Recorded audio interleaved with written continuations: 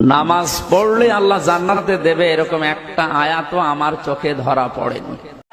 ওরে বাবা, যদি কোরআন থেকে দেখাইতে পারেন নামাজ আপনাকে জান্নাত নিয়ে যাবে, আমি 1,00,000 বার তওবা করবো এখানে দাঁড়িয়ে দাঁড়িয়ে। ওরে সিটার। এর উত্তর হচ্ছে যে সূরা আল মুমিনুন। যারা নিজেদের নামাজ সমূহের ব্যাপারে সমাধিক যত্নবান হয়, জান্নাতুল ফিরদাউসের উত্তরাধিকারও এরা পাবে। জান্নাতুল ফিরদাউসের উত্তরাধিকারও এরা পাবে। তারা সেখানে চিরকাল থাকবে। নিঃসন্দেহে সেসব ইমানদার মানুষরা মুক্তি পেয়ে গেছে যারা নিজেদের নামাজে একান্ত বিনয় অবনত হয়।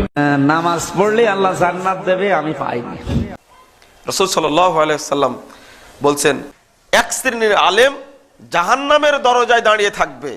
আলেম দায়ী তারা, তাদের আহ্বান হবে, আমাদের দিকে আসুন, আমরা আপনাকে জান্নাতের পথ দেখাবো। আল্লাহ রাসূল বলেছেন, মান আজাবাহুম ইলাইহা কাযাফুহু ফিহা, ওদের ডাকে যেই সাড়া দিবে তাকে ধরে তারা জাহান্নামে ফেলে। আল্লাহ রাসূল সাল্লাল্লাহু আলাইহি ওয়াসাল্লাম বলেছেন, মান তারাকা সালাতা মুতাআম্মিদান ফাকাদ কাফারা, কেউ যদি ইচ্ছাকৃত সালাত ত্যাগ করে তাহলে সে কি কাফের হয়ে যায়। রাসূলুল্লাহ সাল্লাল্লাহু আলাইহি ওয়াসাল্লাম বলেন, আল আহাদুল্লাযী বাইনানা ওয়া বাইনাহুম আস-সালাত, আমাদের মাঝে এবং অমুসলিমদের মাঝে মূল পার্থক্য হলো সালাত। সালাত আদায় করে না সে কাফের।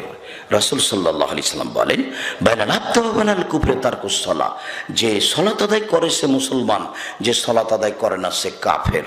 এই পয়েন্টটা ভালো করে মনে রাখবেন। কোন জায়গায় কোরআনের একটি আয়াত অথবা রাসূলুল্লাহর হাদিস দেখাতে পারবেন না যে বেনামাজি মুসলিম এই কথাটি আছে।